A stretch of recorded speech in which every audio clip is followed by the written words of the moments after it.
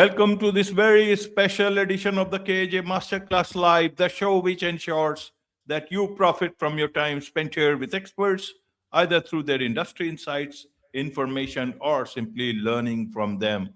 And today we have with us Jason Lyle, founder of Sacred Grit. He's also a coach, leader, host of the Sacred Grit podcast, a former pastor. Jason helps men regain control of their inner world through nervous system regulation, embodied spiritual practices, and disciplined self leadership.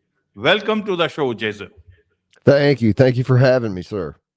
You are welcome. Welcome to the show. Jason, welcome to India in this online form. And I'm sure not just in India, but a lot of people across the globe will benefit from what we are going to talk right now. We'll talk about faith, we'll talk about regulation, and we'll talk also about men's recovery. We'll talk about all this. But before that, let's talk a bit about your journey, your background, your story, so that the audience knows who they are listening to. Yeah, thank you.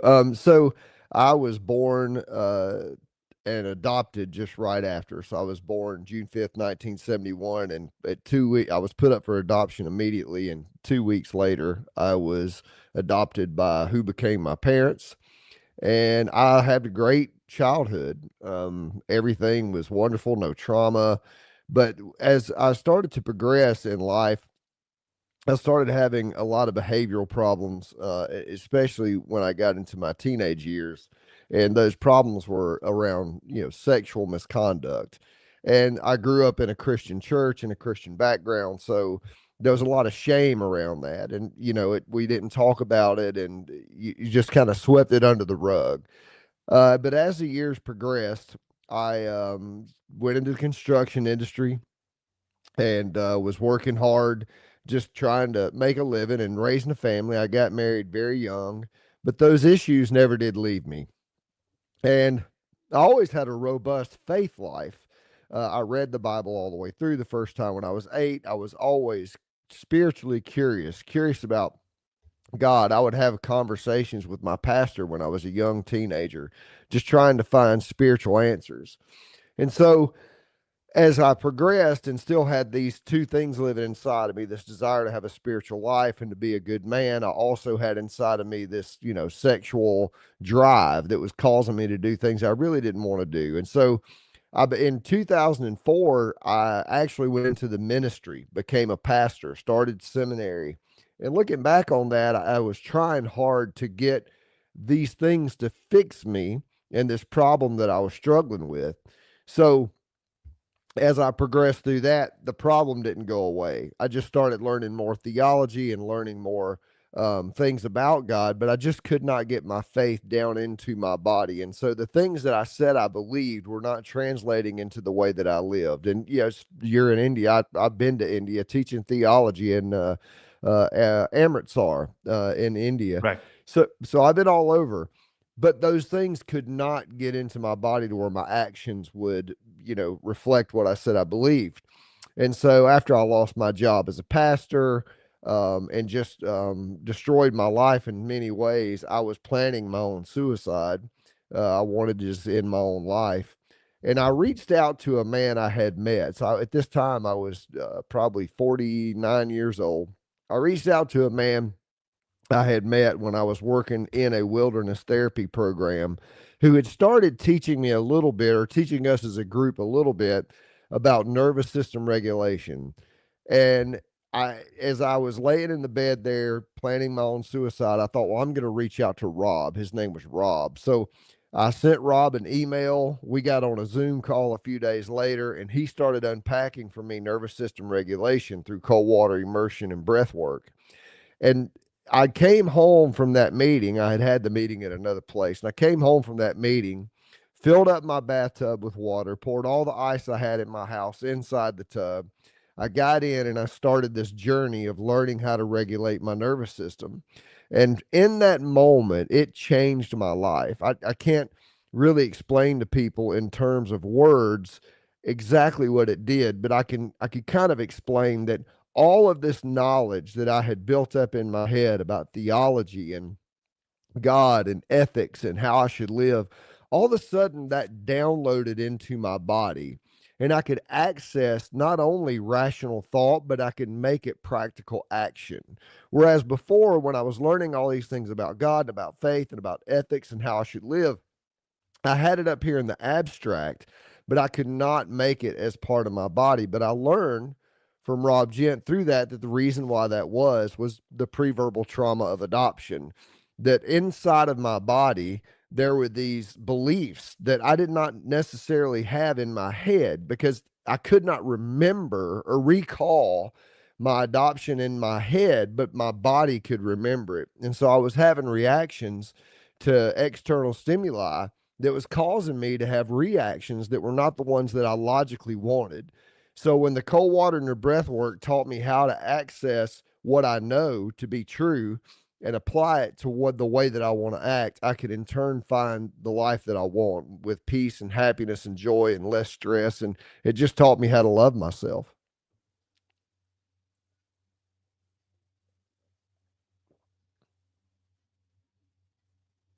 Uh, Absolutely, absolutely. Yeah, you want to carry on? I thought you are yet to finish. I'm sorry, say again. I said, have you completed this part? Yes. Okay, Yeah, I'll just okay. tell you a little bit about my story there. Absolutely, absolutely. So, for the audience, I want to understand what is it that you want to tell them. You talked about, cold water bath, about nervous system, about your life. What is it that you want to or are telling the people with what you are saying, what you are doing? Well, and for folks in India, they're going to have a little bit better understanding of this because that's the motherland of yoga and the yogic philosophy of how we get our body and our mind working together. And that's specifically for folks from the Western side of the world, the Americans, the Europeans, and I'm sure some folks in India as well. The message that I carry through in my life is that for men to access peace in their life, and when I say peace, I'm talking about self autonomy, being contained in and of themselves, to be able to say, I'm okay at any given moment. We move through life and we have all this stimuli, like we have stress and we have job and we have work, we have money, we have children, we have being a spouse, all these different things that are causing dysregulation in our lives. And a lot of men turn that dysregulation, these inner feelings of stress, into an external addiction because we'll say, well, if I'll drink alcohol or if I'll use drugs or if I'll use sex or if I'll use relationships or more money or hobbies or whatever, we're using those things to try to regulate ourselves. But what I want people to understand is through breath work, through cold water immersion, through the yoga practice of yoga and meditation, we can access inside of ourselves every tool that we need to make ourselves find peace and not have to take things from outside of ourselves, which turn into addiction. Because that's all that an addiction is. An addiction is an attempt to take an external resource to solve an internal problem, which will never work. We have to solve the internal problem with the internal resource. So, really, it's all about just resourcing ourselves on the inside and being able to use that resource in a way that allows us to regulate ourselves.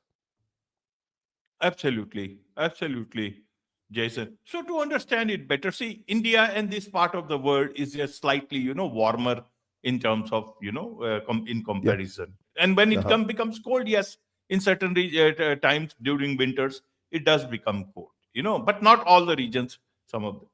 But, and that is where, cold water bath and all those things, maybe in the old ages, they used to say some people follow it, some people not, for whatever reasons, even for health reasons and those people. So everybody has to look at it from their own point of view.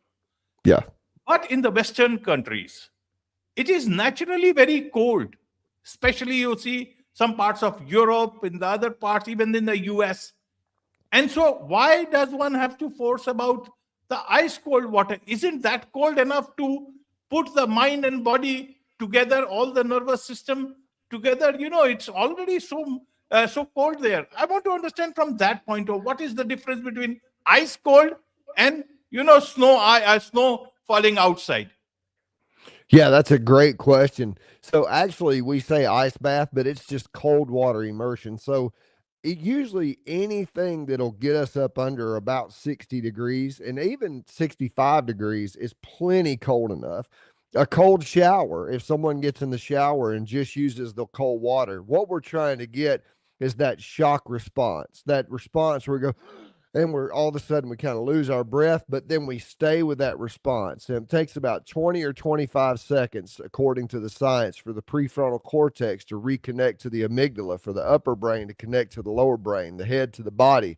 About 25 or 30 seconds. So we close that gap and we're able to find peace in and of their cells. So, yeah, that's a great question. It doesn't have to be ice water, it just needs to be cold enough to elicit that response where we kind of lose our breath. But also, if we don't have access to cold water, we can use tumo breathing, which is 30 deep breaths, as deep as we can take them in and out. And on the last breath, we let all that air out and then hold.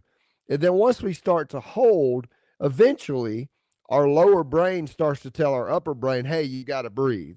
Hey, you got to breathe. But we can choose to stay in that place of discomfort. And I'm not talking long periods of time, but I can choose to go, well, I can wait just a little bit longer. I can wait just a little bit longer until ultimately I would have to breathe. And then I take in this big breath, hold it for 15 seconds, let it out. But I'm still doing the same thing. I am asking myself to get an autonomic nervous system response by creating it in my own body. So whether I'm getting into cold water or whether I'm holding my breath, I'm still allowing my autonomic nervous system to activate, which is where we store trauma. And then I'm bringing my prefrontal cortex online and I'm calming my body down. So I'm still doing the same thing. Does that make sense? Yes, yes, yes. In fact, I was just trying to understand it better from, several aspects. If I understand, you talked about the degrees of temperature is in, Fahrenheit, which in India we generally talk about Yeah. Celsius. So 60 degrees Fahrenheit, if you look at it, it's almost around 16 degrees Celsius. Yes. Is Yeah. that Yeah. very Yeah. cold? Impact, I can understand the breath work and all, but the cold water itself, how would you like to tell? For us it is very normal, means 15 degrees, 17 degrees, and that too during, even during summers, winters, it is not too cold. And for people in that part of the world, 16, 60 degree, is that cold enough to actually, bring their mind and body together and let them think about, everything very rationally? It is, yeah. 60 degrees Fahrenheit, which you're saying is 15 or 16 degrees Celsius. That's plenty cold enough because it elicits that moment where we have this autonomic response where we go, and then we can calm ourselves down. So that's what we're looking for. We're looking for that moment where we get this dysregulation and then we regulate ourselves under our own autonomy. We don't get out, we don't run from it, but we stay with it. Absolutely, absolutely. So help us understand in this sense, why is it that, is it that a lot of people are impacted this way, that there a lot of things, either faith or all the good things, it just remains in the body, it is not in the mind, and it's not downloaded in the body? How do you want to explain that connection with that? I thought, mind always regulates the body, and bits by bit, whenever needed, it injects whatever is needed by the body. Help us understand from that point of view. And also, how does it actually help people to act, to think in terms of nervous system regulation, if you want to call it? Yeah, that's a great question. So here's the thing that I notice, and I notice it from working with men. A lot of men that I work with they know how they want to live. They'll say, I want to be a good man. I want to be a good father. I want to be an engaged father. I don't want to be a man who drinks too much alcohol or watches pornography or overuses his cell phone. I can see who I want to be. But then they'll say things like, but I just can't seem to make myself do that. So I'll try, but it just doesn't work. I'll try, but it just doesn't work. Well, here's the process of what that is. If we imagine that my hand here, as you can see it, is the human brain, and this thumb right here, that is my amygdala. So, and the amygdala is where fight, flight, freeze, or fawn comes from. We survive from our amygdala. The fingers, as it folds over that thumb, this right here would be our prefrontal cortex for illustration purposes. When that amygdala gets stimulated, the prefrontal cortex goes offline. In the therapeutic world, they call that flipping your lid. So rational thought no longer has access to the body, and the body no longer has access to rational thought. We're just living from this fight or flight response. Now, we've all experienced this in some way, shape, form, or fashion. Maybe somebody pulls out in front of us in traffic and we slam on the brakes, or maybe we're walking down the road late at night and we hear someone walking behind us and we get this visceral response.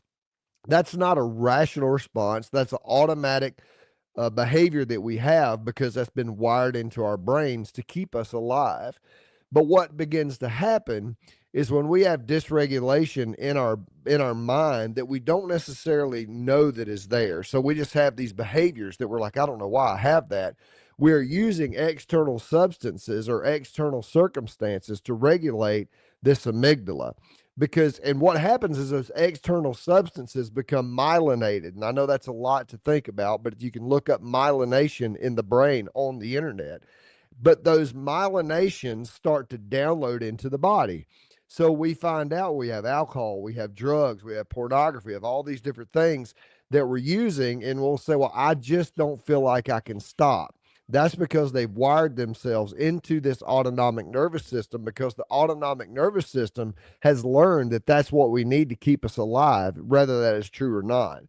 But when we are able to take our rational thought right up here in this prefrontal cortex where our faith is, the things that we've learned, the things that we know to be or we think to be true, maybe through our religious upbringing, maybe through therapy, maybe through books we've read, and all these different things. Once we're able to take that information and we're able to download it, close our lid, and we're able to get it into our body. So it no longer becomes something I believe, but it becomes something that I live. Now we're living as a whole human being and not just somebody who is just being tossed along any which way that their next whim takes them. We're able to go, oh, no, wait a minute. I don't want to drink that alcohol, so I'm not going to. I don't want to look at my phone for 2 hours, so I'm not going to. I don't want to watch pornography, so I'm not going to. We're able to take the behaviors that we want to have and make them into the behaviors that we actually have. So that's nervous system regulation, because it is our nervous system that uploads into our brain. It's our nervous system that says, hey, something's wrong. And our brain goes, oh, I got to do something about that. Well, if we're dysregulated and we don't have tools in our toolbox, we go grab alcohol, we go grab whatever next thing we have to regulate that nervous system. But when I'm able to regulate it in and of myself, I don't need external things to come internal to fix me. I can fix it, or I can regulate in and of myself. Does that make sense? Absolutely, Jason. Absolutely, it does. So, in your journey, how did this, impact you? What were the tools that you used? Was it only cold water? Was it breath work? Was it anything else? Together, it worked.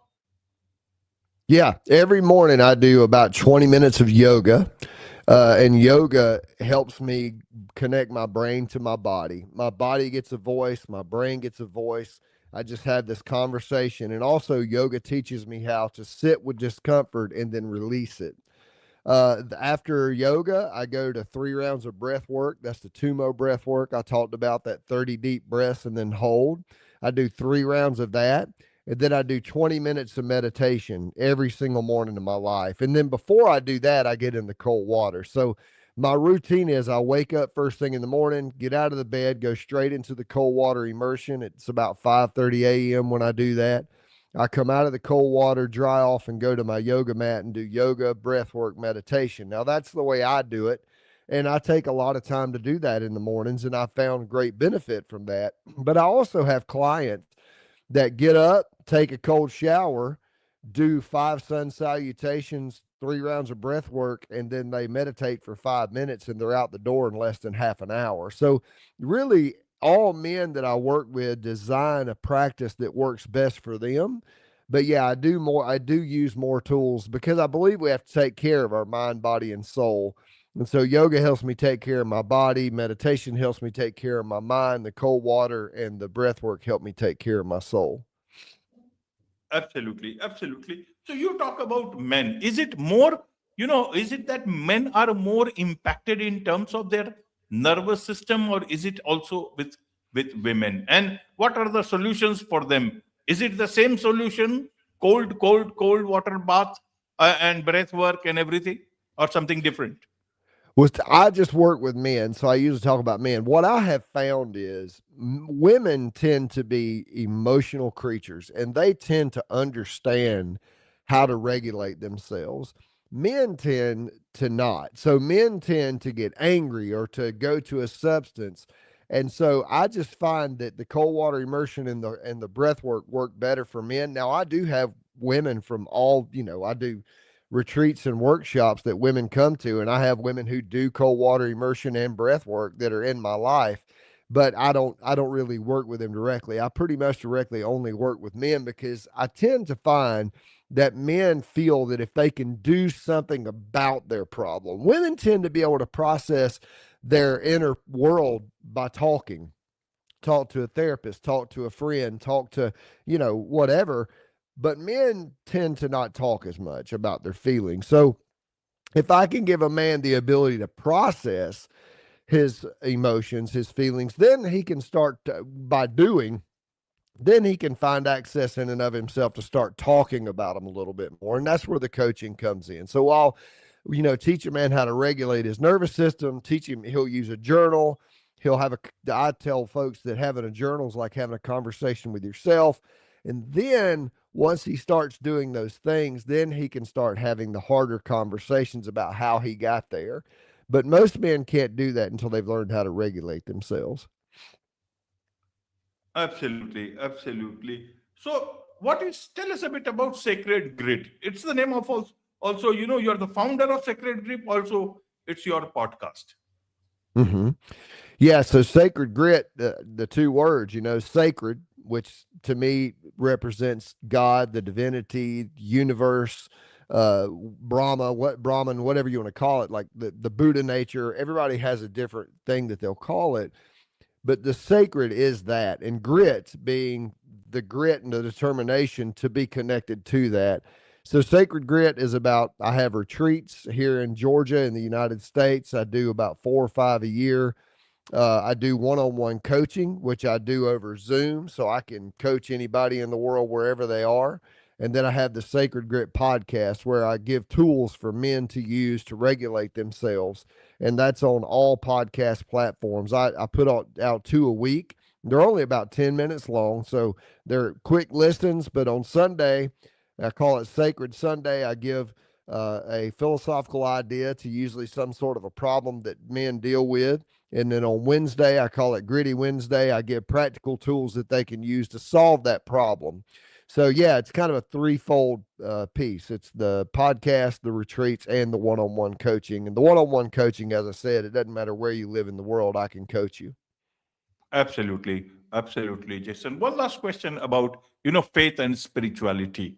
Earlier, you were a pastor before, and a lot of people have their own ways of thinking about God, Almighty, universe, the way Mm-hmm. they want. And when such things happen, whatever way they the connection or the nervous system regulation doesn't happen, faith certainly for some time in way, maybe I'm not able to use the right words, but somehow it gets into the background, and then you focus on this nervous system regulation. After this is done, where does faith or your spirituality lie? Is it the same? Is it different? You start understanding, because faith is a very important part of life for so many people. Yeah, I think faith is for a lot of us, we see it as an ethical framework, how I should live. But faith, really, at the end of the day, is about finding the capacity to love myself inside of myself, to find this universal spirit, whatever we may call it, inside of myself through the process of loving myself. Because if I can love myself first before I do anything else, I can make sure I'm caring for my own internal world. I'm caring for my body. I'm caring for my mind. I'm caring for my soul. That sounds very selfish, but it's actually quite the opposite. It's selfless, because once I've cared for myself, now I can take what I have found inside myself into the world. It's the idea of non attachment in the Buddhist world. We're not looking for someone else to make us feel whole.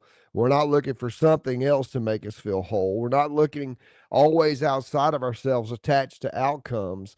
We've already found everything we need inside of ourselves. And so the faith is about trusting that if I will just love myself in totality by finding that universal spirit that lives inside of me, then my external world starts to take care of itself. That's what faith is. I'm trusting that process instead of always expecting external things to come in and change my internal state.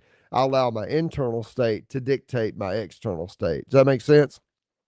Absolutely, absolutely. It does, Jason. And there's so much to understand about all this from you. And I'm sure a lot of people would want to connect with you, learn more from you, about the things that you do in terms of retreat, in terms of sacred grit, and also your podcast. What's the best way for them to do so?